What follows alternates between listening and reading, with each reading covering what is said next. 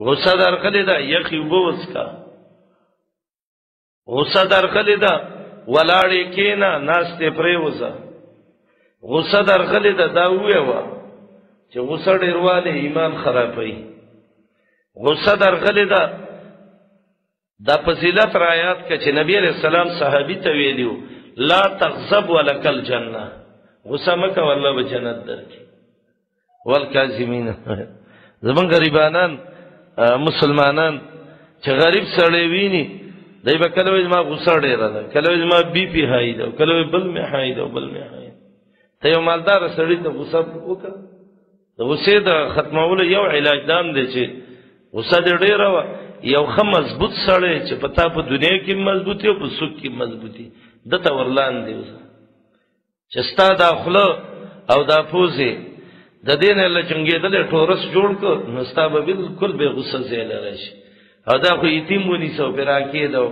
غریب ونی سو پیرا کېدو ازما بلډ پريشر ستا بلډ پريشر نه دی ګڼکا په دروغجن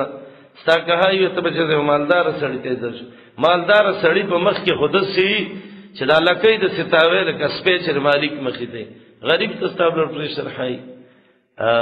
د دنیا دغه بيدا در فکی رندو کې مې جمعات کې به طالب ته نیغ نشي هر طالب ویم وی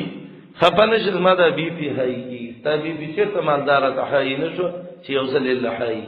ته هغه ته بی پی راک